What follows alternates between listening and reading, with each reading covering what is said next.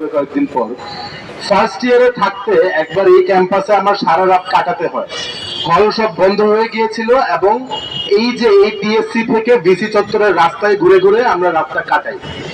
এবং তখন আমরা দেখি যে চারপাশে কোনো মানুষ নাই। কিছুক্ষণ পর পর মোটরসাইকেল দিয়ে কিছু মানুষ যাচ্ছে। আমাদের সাথে আমাদের কিছু নারী সহপাঠী ছিল যাদের সেফটি নিয়ে আমরা একটু শঙ্কিত ছিলাম। আমরা যখন এক জায়গা থেকে আরেক জায়গায় মুভ করছিলাম, প্রত্যেকটা সময় আমাদের সাথে একটা সিকিউরিটি এসকর্ট যাচ্ছিল। সেটা হচ্ছে এখানকার অভ্র, এখানকার বুড়ো, এলপেরো, সুন্দরী নামক কুকুরগুলা। আমরা তখন ফার্স্ট ইয়ারে পড়তাম, ওদের সাথে আমাদের তখন অত সৌহার্দ্যের সম্পর্ক হয় নাই। আমরা হয়তো কোনোদিন একটা বিস্কিট খাওয়াইছিলাম এবং এই একটা বিস্কিটের ঋণ পরিশোধ করতে আমাদেরকে সারা রাত তারা সিকিউরিটি দিয়ে আমরা যেখানে গেছি সেখানে আমাদের চারপাশে শুয়ে পড়ছে। আমরা মুসলিম সংখ্যাগরিষ্ঠ দেশ, আমরা কথায় কথায় ধর্মের দোহাই দেই। তো আমিও আপনাদেরকে আজকে একটা ধর্মের দোহাই দেই।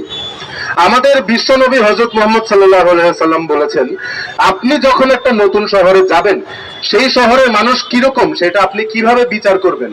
বিচার করবেন যে সেই শহরের বিড়ালরা আপনার সাথে কত নির্দ্বিধায় মিশতে আসতেছে, সেটা দিয়ে আপনি বিচার করবেন সেই শহরের মানুষ ভালো না খারাপ। কিন্তু আমার বিশ্বাস, আপনি যদি জাপান গার্ডেন সিটির আশেপাশের এলাকায় যান, সেইখানকার কুকুরগুলো আপনার সাথে নির্দ্বিধায় মিশতে আসবে। কারণ তারা হয়তো এই বিশ্বাস নিয়ে মৃত্যুবরণ করছে যে আমার বন্ধু মানুষগুলো আমাকে ভাত খাওয়াইছে। তারা হয়তো এটা জানেও নাই মরার সময় যে তাদের হাতেই তারা মৃত্যুবরণ করছে।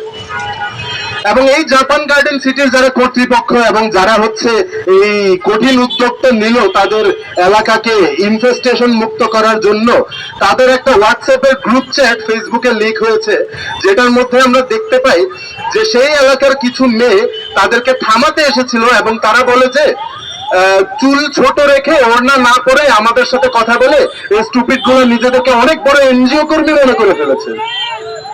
তো এই প্রাণীর প্রতি নৃশংসতার সাথে যে মানে কখনো কোনো ভালো মানুষরা এগুলো করে না, তারা যে সবসময় সব দিক দিয়ে রং সাইডে থাকে, এটার সম্পৃক্ততাটা মনে হয় আমরা দেখতে পাই।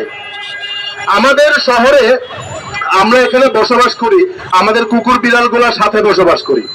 এইখানে তাদের সাথে যে নৃশংসতা গুলো করা হয়, আমরা ফেসবুকে স্ক্রল করে আমাদের গায়ে মায়া লাগে।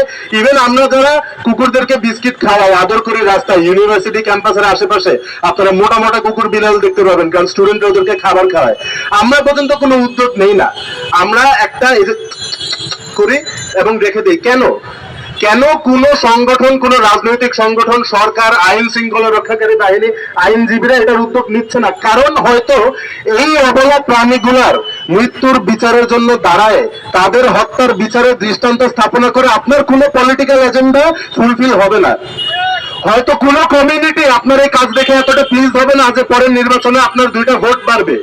কিন্তু আমি আপনাদের কাছে হাত জোর করতেছি যে আপনাদের পলিটিক্যাল এজেন্ডা ফুলফিল না হলেও, আপনাদের ভোটের সংখ্যা না বাড়লেও, আইনের মধ্যে আছে যে ওদেরকে এভাবে হত্যা করা শাস্তিযোগ্য অপরাধ এবং এটার বিচার করা, এটাকে থামানোটা আপনাদের দায়িত্ব।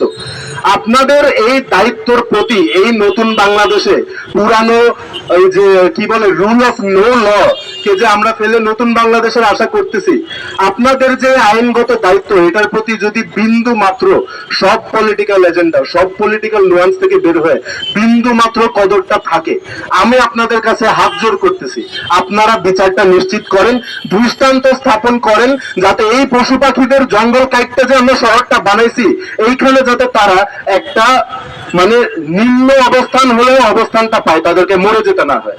ধন্যবাদ।